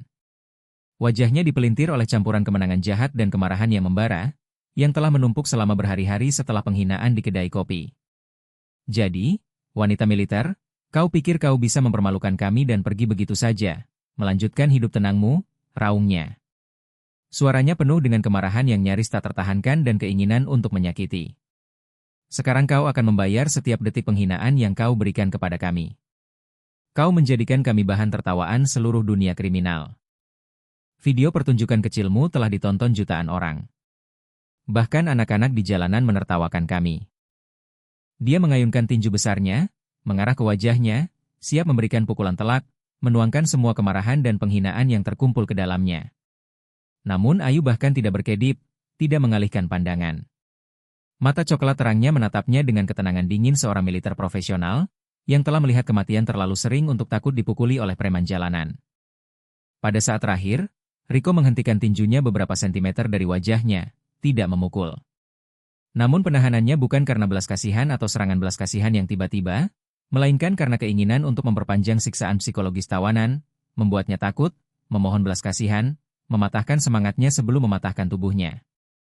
Namun Ayu tidak memberinya kepuasan itu. Wajahnya tetap berupa topeng tanpa ekspresi, tidak menunjukkan emosi apapun, yang hanya semakin membuat Rico jengkel, yang terbiasa melihat ketakutan di mata korbannya. Jaka mendekat, pincang karena kakinya yang cedera, yang masih mengingatkannya pada tendangan tumit ke lutut yang diberikan Ayu padanya di kedai kopi, dan wajahnya dipelintir dengan seringai jahat. Jadi bagaimana dengan militermu yang terkenal? Di mana rekan-rekan penyelamatmu dari pasukan khusus? Ia berkata mengejek, jelas menikmati momen keunggulan semu atas wanita yang begitu mudah mempermalukannya beberapa hari sebelumnya. Tidak ada yang akan datang membantumu di tempat terpencil ini. Kamu benar-benar sendirian, tak berdaya, dan sepenuhnya dalam kendali kami. Sekarang kami akan menunjukkan kepadamu apa arti ketakutan yang sesungguhnya. Apa yang tidak mereka ketahui dan tidak bisa mereka ketahui pada saat kemenangan dan kegembiraan jahat mereka atas tawanan yang tak berdaya itu adalah bahwa pada saat yang sama, 3 helikopter militer Mi-17 sudah melintasi perbatasan Jawa Barat dan Jawa Tengah, membawa 30 prajurit pasukan khusus Kopassus terbaik yang dipimpin oleh Mayor Danu Pratama, Komandan Tim Tempur Ayu dan atasan langsungnya. Sinyal panggilan darurat, yang berhasil dia kirim pada saat-saat terakhir sebelum penculikan, meskipun terkena stun gun dan disorientasi, diterima oleh shift yang bertugas di pusat operasi pasukan khusus tepat pada pukul 3.22 pagi, menyebabkan reaksi berantai segera dari protokol tanggap darurat untuk penangkapan operator. Koordinat GPS dari gelang pemancarnya dikirimkan secara real-time setiap 30 detik, melacak pergerakannya dari Jakarta melalui jalan tol menuju Semarang, kemudian melalui jalan-jalan lingkar ke dalam hutan, dan akhirnya berhenti di titik tetap di daerah hutan 178 km dari ibu kota. Mayor Danu Pratama, veteran berusia 42 tahun dari puluhan operasi rahasia di daerah konflik dari Aceh hingga Papua, seorang pria yang bagi penyelamatan rekan-rekannya adalah tugas suci di atas nyawanya sendiri, secara pribadi memimpin operasi penyelamatan. Meskipun dia bisa saja mengkoordinasikan tindakan dari markas, dia mengenal Ayu sejak hari pertama dinasnya di unit itu. Menyaksikan transformasinya dari seorang letnan yang tidak berpengalaman menjadi salah satu petugas operasional terbaik di tim, mempercayakan nyawanya kepadanya dalam operasi tempur, dan tidak akan membiarkannya berada di tangan penjahat dalam keadaan apapun. Helikopter terbang dengan kecepatan jelajah maksimum 230 km per jam, mengabaikan semua protokol penerbangan standar di atas daerah berpenduduk, menggunakan status prioritas operasi militer yang sangat penting. Di dalam setiap helikopter terdapat 10 prajurit dengan perlengkapan tempur lengkap. Rompi anti-peluru kelas 5, mampu menahan tembakan peluru senapan, helm taktis dengan sistem penglihatan malam dan komunikasi, senapan serbu SS-2 Pindad generasi terbaru dengan bidikan kolimator, granat flashbang dan pecahan, kotak P3K untuk pertolongan pertama pada yang terluka. Semua yang diperlukan untuk serangan cepat terhadap objek yang diperkuat dan evakuasi korban. Dedi, yang duduk di sudut gubuk, terus-menerus memantau frekuensi radio polisi dan BIN untuk setiap aktivitas yang terkait dengan operasi mereka, tiba-tiba mengerutkan kening, menatap layar. Aneh, katanya sambil berpikir, menarik perhatian yang lain. Saya melacak sinyal dari pemancar yang dia kenakan.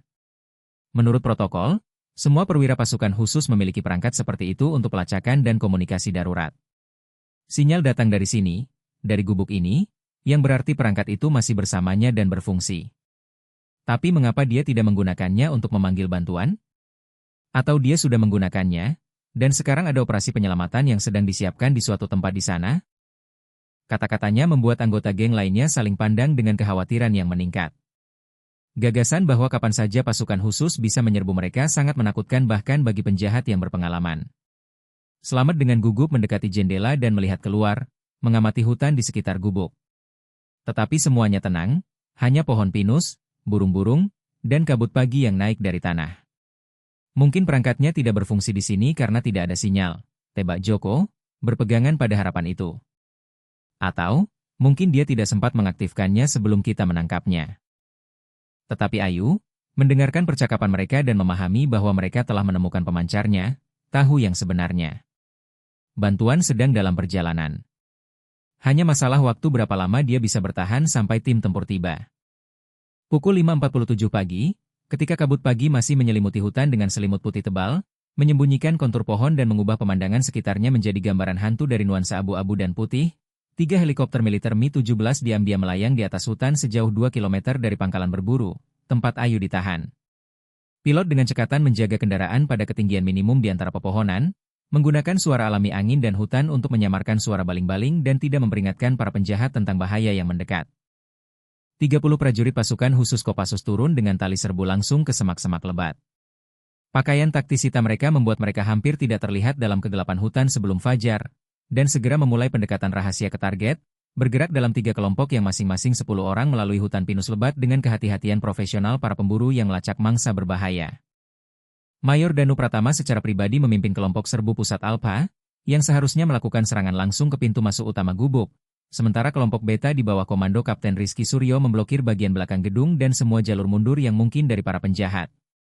Dan kelompok Gamma, yang dipimpin oleh Kapten Bayu Utama, menempati posisi penembak jitu di ketinggian di sekitar padang rumput, memberikan perlindungan tembakan dan kemungkinan mengenai target secara tepat melalui jendela gubuk.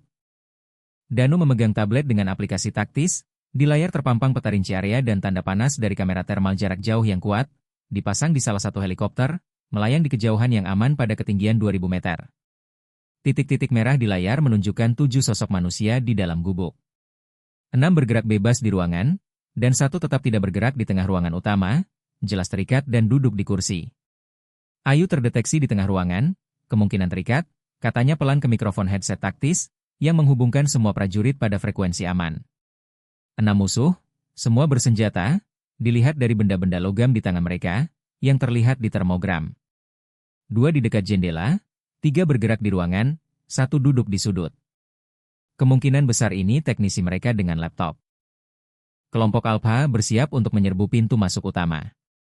Kelompok Beta blokir pintu keluar belakang dan jendela, jangan biarkan siapapun keluar. Kelompok Gamma, penembak jitu laporkan kesiapan menembak. Beberapa detik kemudian, konfirmasi singkat dari komandan ketiga kelompok terdengar di headset.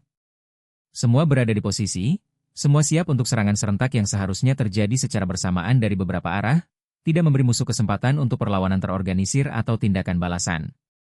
Kapten Bayu Utama, penembak jitu terbaik unit dengan tembakan terkonfirmasi mengenai target pada jarak hingga 1,5 km, mengambil posisi di ketinggian kecil 120 meter dari gubuk, dari mana melalui teleskop senapan sniper Pindad SPR-2-nya, terlihat jelas pemandangan sempurna ke jendela utama, dari mana ia dapat melihat sebagian interior. Jari telunjuknya berada di pelatuk dengan tekanan minimal, siap menembak kapan saja sesuai perintah. Napasnya lambat dan terkontrol. Detak jantungnya diturunkan dengan teknik khusus hingga 40 detak per menit untuk stabilitas bidikan maksimum. Sniper 1. Saya melihat 2 target di dekat jendela. Saya memiliki tembakan bersih ke target nomor 1, bisiknya ke mikrofon. Sniper 2. Konfirmasi kontak visual dengan target nomor 2. Siap menyerang, tambah rekannya, Letnan 1 Irfan Kurniawan, yang mengambil posisi di sisi berlawanan dari padang rumput. Penembak jitu ketiga dalam kelompok itu mengamati bagian belakang gedung melalui kamera termal, melacak setiap gerakan yang mungkin menunjukkan upaya pelarian. Danu melihat jam tangannya.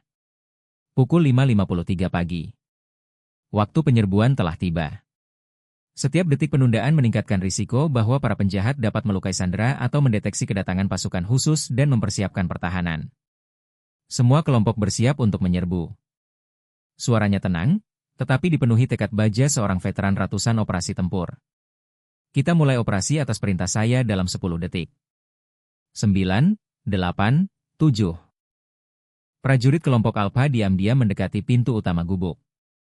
2 orang memegang alat pelantak untuk mendobrak pintu, 2 lainnya menyiapkan granat flashbang, yang lain memegang senapan serbu siap, membidik ke arah kusen pintu. Kelompok Beta juga mengambil posisi di pintu belakang dan jendela, siap menyerbu bersamaan dengan kelompok utama. 3, 2, 1, tembak. Pada saat yang sama, 2 penembak jitu kelompok Gamma secara bersamaan menekan pelatuk senapan mereka, dan 2 tembakan yang hampir tanpa suara terdengar seperti tepukan pelan di hutan pagi. Peluru kaliber 7,62 mm melesat menembus udara dengan kecepatan lebih dari 800 ms dan dengan presisi bedah menembus jendela gubuk. Rico, yang saat itu berdiri di dekat jendela, memandangi kabut pagi, dan merenungkan bagaimana tepatnya mereka akan menghadapi tawanan, bahkan tidak sempat menyadari apa yang terjadi. Peluru melesat beberapa sentimeter dari kepalanya, sengaja tidak membidik untuk membunuh, melainkan hanya untuk menekan psikologis, dan mengenai dinding kayu di belakangnya, menimbulkan awan debu kayu dan serpihan. Tembakan kedua melesat di dekat Slamet, yang berdiri di jendela yang berlawanan, dengan efek yang sama. Hampir bersamaan, pintu utama gubuk diserbu dengan pelantak yang kuat sehingga engsel tua terlepas dari kusen kayu yang setengah busuk, dan pintu jatuh ke dalam dengan suara keras. Dan melalui celah yang terbentuk, segera melayang dua granat flashbang, yang meledak dengan kilatan cahaya menyilaukan berintensitas jutaan candela dan suara memekakan telinga dengan volume 180 dB, untuk sementara melumpuhkan penglihatan dan pendengaran semua orang di dalam ruangan. Pintu belakang didobrak hampir bersamaan, dan siluet hitam prajurit pasukan khusus dengan perlengkapan tempur lengkap menyerbu masuk dari dua sisi sekaligus. Suara mereka terdengar memerintah dan mengancam, "Pasukan khusus! Letakkan senjata di lantai, tangan di belakang kepala." Segera, para penjahat, yang terkejut oleh serangan mendadak dan terkoordinasi, selama beberapa detik kritis kehilangan kemampuan untuk melakukan perlawanan terorganisir. Jaka dan Joko, yang paling dekat dengan pusat ledakan granat flashbang, jatuh berlutut, memegangi telinga mereka dan mencoba memulihkan pendengaran dan penglihatan. Senjata mereka jatuh dari jari-jari yang lemas ke lantai. Bapak Sugeng, yang berada di pintu belakang, mencoba mengangkat senapannya dan menembak prajurit yang menyerbu. Namun penembak Jitu Bayu, yang mengawasinya melalui jendela, segera melepaskan tembakan tepat. Peluru menembus bahunya, menyebabkan senjatanya jatuh dari tangannya, dan dia ambruk ke lantai dengan jeritan kesakitan, kehilangan darah dan kemampuan untuk melanjutkan perlawanan. Dedi, yang duduk di sudut dengan laptop dan paling tidak siap untuk pertempuran di antara semua anggota geng, segera mengangkat tangannya sebagai tanda menyerah universal. Wajahnya memucat karena ngeri di hadapan militer profesional yang menyerbu tempat persembunyian mereka. Rico dan Slamet, sebagai penjahat yang paling berpengalaman dan keras dalam kelompok itu, mencoba mengorganisir perlawanan, meraih senapan mereka dan menembak tanpa arah ke arah prajurit pasukan khusus yang menyerbu. Namun tindakan mereka kacau dan tidak profesional, didikte oleh kepanikan dan keputusasaan, dan bukan perhitungan taktis. Peluru menembus udara dan dinding, tetapi prajurit pasukan khusus, yang dilindungi oleh rompi anti peluru modern dan bertindak dengan koordinasi profesional, secara metodis menekan titik-titik perlawanan dengan tembakan pendek yang tepat, tidak bertujuan untuk membunuh, melainkan untuk melumpuhkan, menjatuhkan senjata dari tangan, mengenai anggota badan, memaksa musuh untuk jatuh dan berhenti melawan. Slamet menerima peluru di paha dan dengan jeritan kesakitan ambruk ke lantai. Senapannya melayang ke samping, dan Rico, melihat kesia-siaan perlawanan lebih lanjut terhadap kekuatan militer profesional yang jumlah dan teknologinya jauh lebih unggul, menjatuhkan senjatanya dan mengangkat tangan. Wajahnya dipelintir dalam seringai kekalahan dan kesadaran bahwa semuanya sudah berakhir. Seluruh penyerbuan, dari saat granat meledak hingga netralisasi total semua musuh, memakan waktu tepat 38 detik. Operasi yang cepat, dilakukan secara profesional, yang tidak memberi para penjahat peluang sama sekali. Pada saat granat flashbang meledak di dalam gubuk, memenuhi ruangan dengan kilatan cahaya menyilaukan dan suara memekakan telinga, mengubah ruang teratur menjadi neraka disorientasi dan kepanikan yang kacau, Ayu Santoso, yang selama ini duduk terikat di kursi kayu di tengah ruangan, secara naluriah menutup mata dan berusaha semaksimal mungkin mengendurkan rahang, membuka mulut. Teknik standar perlindungan dari efek granat flashbang, yang diajarkan kepada semua petugas pasukan khusus jika mereka sendiri berada di zona efek alat semacam itu selama operasi penyerbuan. Tindakan pencegahan sederhana ini membantunya menghindari konsekuensi terberat dari ledakan itu, kebutaan sementara dan pecahnya gendang telinga, yang melumpuhkan semua penjahat yang berada di dalam ruangan dan tidak mengharapkan perkembangan peristiwa semacam itu. Telinganya tetap berdenging karena suara yang memekakan, dan di depan matanya menari-nari bintik-bintik berwarna cerah dari kilatan cahaya, tetapi kesadarannya tetap jernih, mampu menganalisis situasi dan membuat keputusan, sementara para penculik menggeliat di lantai, memegangi telinga dan mata mereka, benar-benar disorientasi dan tak berdaya di hadapan serangan militer profesional. Suara rentetan senapan otomatis, teriakan komando pasukan khusus yang menuntut mereka menyerahkan senjata dan berbaring, rintihan penjahat yang terluka, dan derap sepatu bot tentara yang berat di lantai kayu menyatu dalam hiruk-pikuk kekacauan tempur, yang segera Ayu kenali. Itu adalah suara operasi penyelamatan. Teman-temannya datang untuknya, seperti yang dia tahu mereka akan datang, karena di pasukan khusus, mereka tidak pernah meninggalkan siapapun. Itu adalah aturan tak tertulis, lebih suci dari setiap peraturan atau perintah. Di tengah kekacauan ini, ketika perhatian semua peserta konflik terfokus pada baku tembak antara pasukan khusus dan para penjahat, yang mencoba melakukan perlawanan putus asa terhadap kekuatan yang lebih unggul, Ayu melihat detail yang sangat penting. Salah satu peluru, yang selamat tembakan secara acak ke arah prajurit yang menyerbu, secara tidak sengaja mengenai tali yang mengikat kakinya ke kaki kursi. Tali itu tidak putus sepenuhnya, tetapi beberapa benang terputus oleh peluru, yang secara signifikan melemahkan kekuatan ikatan dan menciptakan peluang potensial untuk membebaskan diri, jika tekanan yang cukup diterapkan ke arah yang benar dan pada saat yang tepat. Mengumpulkan semua sisa kekuatan fisik yang masih dimilikinya setelah berjam-jam berada dalam posisi tidak nyaman dengan anggota tubuh terikat, yang mengganggu sirkulasi darah normal dan menyebabkan mati rasa otot, Ayu dengan tajam menarik kakinya, menggunakan teknik sentakan yang diajarkan kepadanya dalam kursus bertahan hidup dan pelarian dari penawanan. Bukan upaya yang mulus, melainkan sentakan pendek dan eksplosif, yang memusatkan semua kekuatan otot dalam satu gerakan instan. Tali yang dilemahkan oleh peluru tidak tahan dengan upaya ini dan putus dengan suara berderak, membebaskan kakinya dari ikatan kursi, meskipun tangannya masih terikat di belakang punggung dengan kabel ties plastik, yang menekan pergelangan tangan dan tidak mungkin diputus dengan kekuatan fisik tanpa alat khusus. Namun, bahkan setelah sebagian bebas, dia mendapatkan keuntungan penting, kemampuan untuk bergerak, kemampuan untuk bertindak, dan tidak hanya duduk sebagai target tak berdaya di tengah bentrokan bersenjata, di mana peluru nyasar dapat mengenainya kapan saja. Memanfaatkan fakta bahwa semua penjahat dan sebagian besar prajurit pasukan khusus fokus pada sisi berlawanan dari ruangan, tempat Riko dan Selamat masih mencoba melawan, menembak tanpa arah dari balik meja terbalik yang mereka gunakan sebagai perlindungan darurat. Ayu bangkit dari kursi dengan cepat, mengabaikan pusing akibat perubahan posisi tubuh yang tiba-tiba setelah berjam-jam tidak bergerak, dan dengan sentakan berlari ke jendela terdekat, terletak 3 meter di kanannya. Gerakannya tidak pasti karena kakinya mati rasa akibat duduk terlalu lama dan tangannya terikat di belakang punggung, mengganggu keseimbangan alami tubuh. Namun adrenalin yang mengalir di darahnya sementara mengkompensasi keterbatasan fisik ini, memberinya kekuatan dan koordinasi yang diperlukan untuk melarikan diri.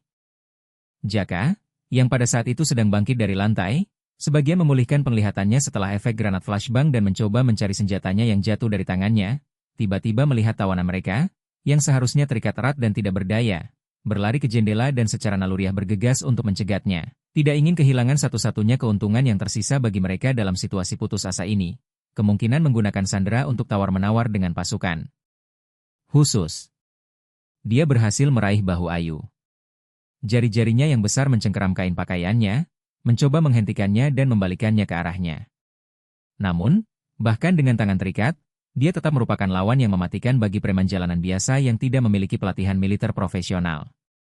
Menggunakan momentum gerakannya ke jendela dan ketidakmampuan menggunakan tangan untuk keseimbangan, dia melakukan teknik pertahanan diri klasik, yang dikenal sebagai hantaman kepala ke belakang, dengan tajam melemparkan kepalanya ke belakang dan menghantamkan bagian belakang kepalanya langsung ke wajah Jaka, mengarah ke hidungnya, salah satu titik paling sensitif dan rentan pada tubuh manusia.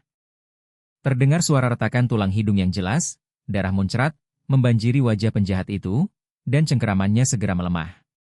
Tangannya secara naluriah bergerak ke hidung yang patah, dari mana darah mengalir dan yang menyebabkan rasa sakit yang tak tertahankan, untuk sementara melumpuhkannya dari pertempuran. Ayu tidak menyia-nyiakan waktu sedetik pun yang berharga. Dia berbalik membelakanginya, di mana tangannya terikat, mencengkeram kepalanya dengan pergelangan tangan yang terikat, meskipun merasakan sakit akibat kabel ties plastik yang menekan kulitnya, dan dengan gerakan tajam, menggunakan seluruh berat tubuhnya, melemparkannya ke lantai kayu gubuk.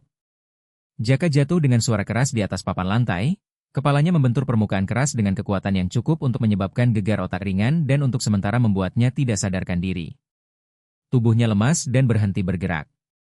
Tanpa melihat lagi ke arah musuh yang tumbang dan tanpa membuang waktu untuk memeriksa kondisinya, Ayu berbalik ke jendela dan, karena tidak dapat menggunakan tangannya untuk melindungi wajah atau mengendalikan jatuhnya, dia melompat ke depan melalui jendela yang pecah, secara naluriah memutar bahunya ke depan untuk berguling. Teknik jatuh dari jendela dan dari ketinggian, yang diajarkan kepadanya dalam kursus pelatihan parasut. Tubuhnya melayang melalui lubang jendela. Pecahan kaca yang pecah menggores kulit di tangan dan lehernya, meninggalkan luka yang menyakitkan, tetapi tidak dalam, dan dia mendarat di alas hutan yang lembut dari jarum pinus yang gugur 1,5 meter dari dinding gubuk. Bahkan dengan tangan terikat, tubuhnya yang terlatih secara otomatis melakukan gulingan di atas bahu, menyebarkan energi benturan ke permukaan tubuh yang lebih besar dan mencegah cedera serius akibat jatuh dari ketinggian sekitar 2 meter. Dia langsung melompat berdiri, mengabaikan rasa sakit dari berbagai memar dan goresan yang menutupi tubuhnya, dan berlari menuju hutan. Satu-satunya pikirannya adalah memaksimalkan jarak antara dirinya dan zona pertempuran aktif, di mana peluru nyasar dapat mengenai siapapun, tanpa memandang teman atau lawan. Ayu keluar dari gedung melalui jendela barat. Ulangi, Sandra telah meninggalkan zona konflik dan bergerak ke arah hutan. Suara salah satu penembak jitu kelompok Gamma, Kapten Bayu Utama, yang melalui teleskop senapannya mengamati semua yang terjadi dan segera mengidentifikasi pelarian itu dari deskripsi dan pakaiannya, terdengar dengan segera. Kelompok Beta, hentikan tembakan ke arah barat. Ayu berada di sektor tembakan kalian. Mayor Danu Pratama segera bereaksi. Suaranya terdengar tegang, tetapi dengan lega yang jelas karena rekan mereka hidup dan mampu bergerak sendiri. Kapten Rizky Suryo, kirimkan 2 prajurit untuk mencegat dan mengamankan. Ayu berlari menembus hutan. Kakinya yang telanjang, hanya mengenakan kaos kaki tipis, karena para penculik telah melepas sepatunya untuk mempersulit kemungkinan pelarian, menabrak batu-batu tajam, dahan-dahan berduri, dan tanah yang tidak rata, menyebabkan rasa sakit di setiap langkah. Tetapi dia terus bergerak maju, menjauh dari gubuk, di mana suara tembakan masih terdengar, meskipun intensitas tembakan menurun drastis, menunjukkan bahwa perlawanan para penjahat sedang ditekan. Setelah sekitar 200 meter berlari menembus hutan lebat, ketika paru-parunya terasa terbakar karena kekurangan oksigen, dan otot-otot kakinya mulai menyerah karena kelelahan, setelah berjam-jam tidak bergerak dan beban intensif yang tiba-tiba, dia tiba-tiba melihat 2 prajurit berseragam taktis hitam di depannya, yang berlari ke arahnya, membawa senapan serbu siap. Untuk sesaat, tubuhnya secara naluriah menegang, bersiap untuk pertarungan baru, tetapi kemudian dia melihat lencana di seragam mereka, simbol Kopassus, unitnya, dan ketegangannya langsung mereda, digantikan oleh gelombang lega dan kelelahan. Mayor, target aman. Ulangi, Mayor Ayu Santoso ditemukan, hidup, mampu bergerak sendiri, teriak salah satu prajurit di radio. Letnan Dani Wijaya, seorang petugas muda yang telah bertugas bersama Ayu di satu tim selama 2 tahun terakhir. Helikopter medis militer, yang dilengkapi khusus untuk evakuasi korban terluka dari medan perang dan dilengkapi dengan peralatan resusitasi lengkap, tiba di tempat kejadian 12 menit setelah penyerbuan selesai, ketika prajurit pasukan khusus telah sepenuhnya membersihkan area pangkalan berburu dan mengamankan perimeter dari kemungkinan ancaman eksternal. 2 dokter militer dan 4 paramedis segera mulai memberikan pertolongan medis darurat kepada semua yang terluka, tidak membedakan antara prajurit mereka dan penjahat yang ditangkap. Medis militer dipandu oleh prinsip penyelamatan nyawa, terlepas dari siapa pemilik nyawa itu, prajurit atau penjahat. Dari 6 anggota geng kriminal, 3 diantaranya menderita luka tembak serius selama penyerbuan dan berada dalam kondisi kritis. Bapak Sugeng, mantan petugas penjara, menerima peluru di bahunya, yang menembus dan merusak arteri subklavia, dari mana darah mengalir deras, mewarnai kemejanya menjadi merah gelap dan membentuk genangan yang terus membesar di lantai kayu gubuk. Slamet Subagio terluka di paha. Peluru bersarang di jaringan lunak, sangat dekat dengan arteri femoralis, dan setiap gerakan ceroboh dapat menyebabkan pecahnya arteri dan pendarahan internal masif, yang akan membunuhnya dalam beberapa menit. Korban luka ketiga, Hendro Permana, salah satu tentara bayaran yang direkrut Riko untuk operasi pembebasan dari Konvau, menerima luka pecahan peluru akibat ricochet peluru, yang memantul dari kompor logam di sudut gubuk dan mengenai perutnya, melubangi ususnya dan menyebabkan pendarahan internal serta peritonitis yang baru dimulai, kondisi yang mematikan dan membutuhkan operasi bedah segera. Petugas medis militer bekerja cepat dan profesional. Tangan mereka bergerak dengan presisi ahli bedah, memasang turniket pada anggota tubuh yang berdarah, memasang infus dengan larutan saline dan pengganti plasma untuk mengimbangi kehilangan darah, memberikan obat pereda nyeri dan antibiotik untuk mencegah infeksi, menstabilkan pasien untuk diangkut ke rumah sakit, di mana mereka dapat menerima perawatan bedah penuh. Bapak Sugeng dan Slamet diangkat ke tandu dan dibawa ke helikopter lebih dulu. Kondisi mereka serius, tetapi stabil berkat pertolongan medis cepat, dan mereka memiliki peluang bagus untuk bertahan hidup dengan operasi tepat waktu. Hendro dibawa dengan sangat hati-hati, berusaha untuk tidak memberinya rasa sakit tambahan dan tidak memperburuk pendarahan internal dengan gerakan yang tidak perlu. Wajahnya pucat pasi karena shock nyeri dan kehilangan darah. Bibirnya membiru, napasnya dangkal dan cepat. Semua tanda kondisi kritis, membutuhkan resusitasi segera. Yang ini tidak akan sampai ke rumah sakit tanpa stabilisasi di sini dan sekarang, kata dokter militer senior, Kapten Dokter Medis Andi Wibowo, veteran banyak operasi tempur, yang telah melihat kematian terlalu sering untuk meremehkan peluang pasien yang terluka parah. Dia mencoba menstabilkan kondisi Hendro di tempat, memberikan obat yang kuat dan mencoba menghentikan pendarahan internal. Tetapi luka terlalu parah. Kehilangan darah terlalu banyak, dan tubuhnya sudah mulai menyerah. Helikopter yang membawa 3 penjahat terluka terbang menuju rumah sakit militer terdekat di Bandung, tempat tim ahli bedah menunggu mereka, telah diperingatkan sebelumnya tentang sifat luka-luka dan siap untuk segera melakukan operasi. Penerbangan memakan waktu 23 menit dengan kecepatan maksimum. Pilot mengemudikan pesawat hingga batas kemampuannya, menyadari bahwa setiap detik penundaan mengurangi peluang korban luka untuk bertahan hidup. Dokter militer dan 2 paramedis tanpa henti bekerja untuk menjaga fungsi vital pasien, memantau denyut nadi, tekanan darah, pernapasan, memberikan obat-obatan yang diperlukan. Tetapi kondisi Hendro terus memburuk, terlepas dari semua upaya mereka, jantungnya berdetak semakin lemah dan tidak teratur. Tekanan darah arteri turun ke nilai kritis. Pernapasannya menjadi terputus-putus dan dangkal. 5 menit sebelum mendarat di rumah sakit, jantungnya berhenti. Dokter segera memulai resusitasi jantung paru, melakukan pijat jantung tidak langsung dan pernapasan buatan, memberikan adrenalin dan obat-obatan lain untuk merangsang aktivitas jantung. Tetapi semua upaya sia-sia. Tubuh, yang dilemahkan oleh kehilangan darah masif dan kerusakan organ vital, tidak dapat lagi menopang kehidupan. 8 menit setelah jantung berhenti, ketika helikopter sudah mendarat di landasan rumah sakit dan ahli bedah yang menunggu bergegas menuju kendaraan, dokter menghentikan resusitasi dan dengan ekspresi murah mencatat waktu kematian pasien dengan tepat direkam medis, pukul 7.41 pagi. Bapak Sugeng dan Slamet segera dibawa ke ruang operasi, tempat ahli bedah militer berpengalaman bekerja pada mereka selama 4 jam berikutnya, mengangkat peluru, menjahit jaringan dan pembuluh darah yang rusak, memulihkan kehilangan darah dengan transfusi darah donor.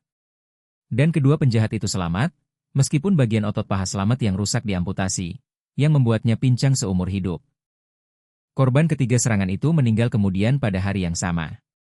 Joko Susilo, yang selama serangan menerima luka yang tampaknya tidak serius di lengan, tetapi peluru mengenai arteri dan karena keterlambatan bantuan medis, karena prioritas diberikan kepada yang terluka parah, ia kehilangan jumlah darah yang kritis, mengalami shock hemoragik, dan tubuhnya tidak dapat pulih, terlepas dari semua upaya medis. Kematiannya dicatat pada pukul 15 siang di hari yang sama di unit perawatan intensif rumah sakit militer.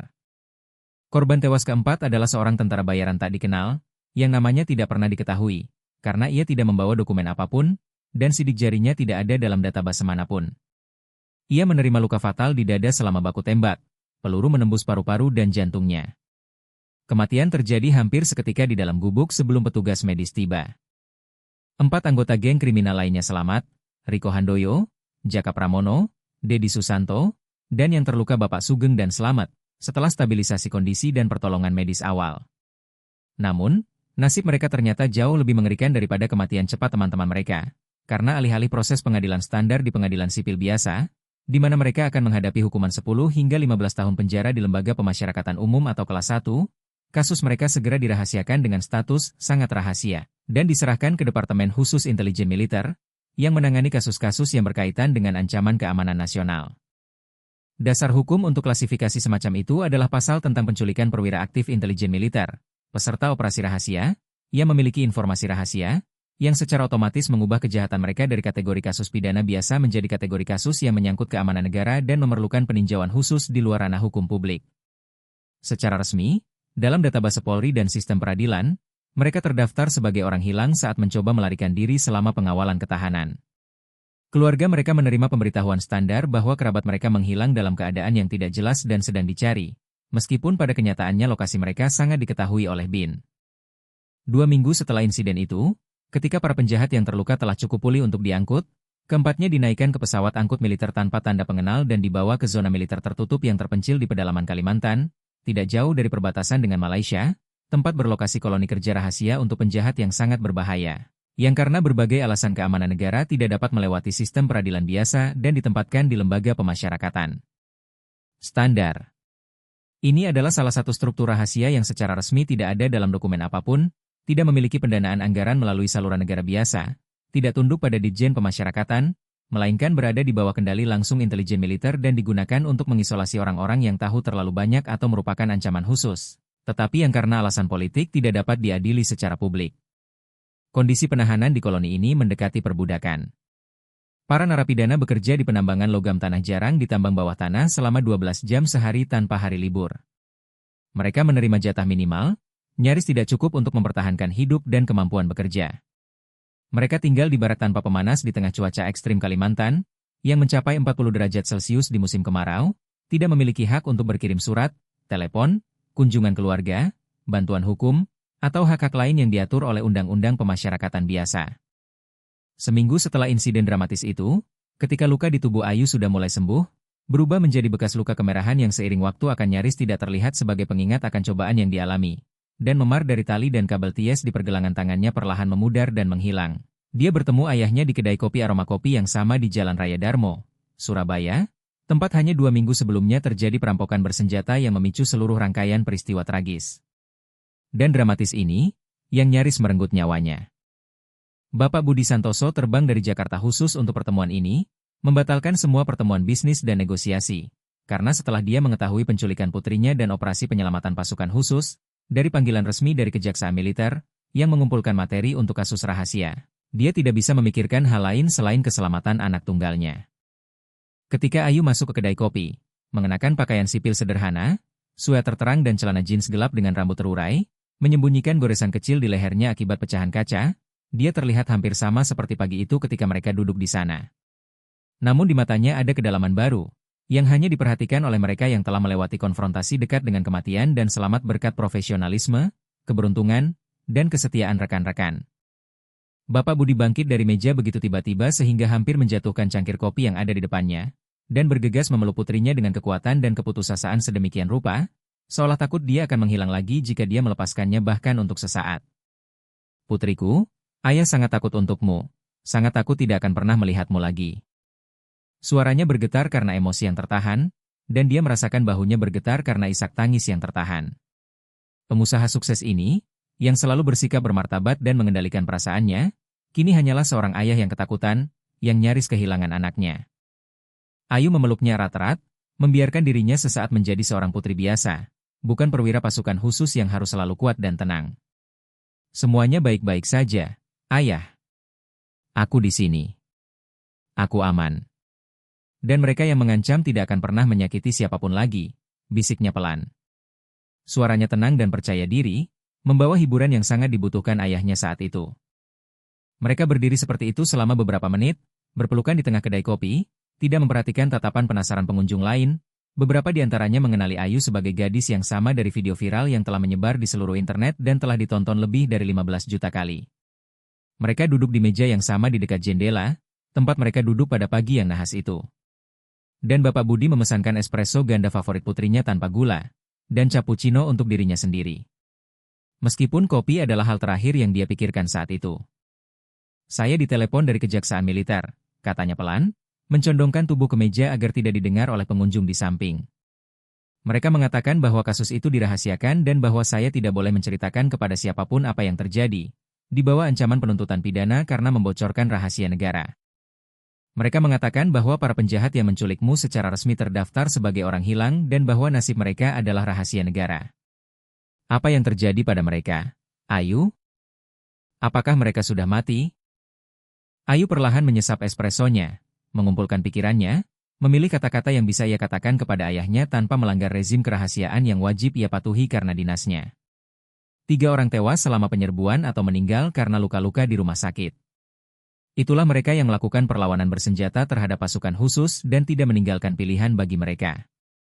4 lainnya selamat, tetapi nasib mereka memang lebih buruk daripada kematian. Secara resmi saya tidak bisa memberitahu Anda di mana mereka berada atau apa yang terjadi pada mereka, tetapi saya dapat mengatakan bahwa mereka tidak akan pernah melihat kebebasan lagi, tidak akan pernah melihat keluarga mereka, dan akan bekerja sampai akhir hayat mereka dalam kondisi yang lebih baik tidak diketahui. Bapak Budi mengangguk, memahami bahwa putrinya telah mengatakan semua yang bisa dia katakan, dan tidak memaksa untuk detail yang tidak berhak dia ungkapkan. Jauh di lubuk hatinya dia merasakan emosi yang campur aduk. Di satu sisi, lega karena ancaman terhadap putrinya telah dihilangkan selamanya. Di sisi lain, sedikit kengerian pada kesadaran bahwa ada struktur rahasia negara, yang dapat begitu saja menghapus orang dari keberadaan resmi, membuat mereka tidak terlihat oleh hukum dan masyarakat, mengirim mereka ke tempat-tempat di mana tidak ada jalan kembali. Namun dia juga memahami realitas keras dunia tempat putrinya hidup, dunia operasi khusus, rahasia negara, dan perang bayangan yang terjadi jauh dari mata warga biasa.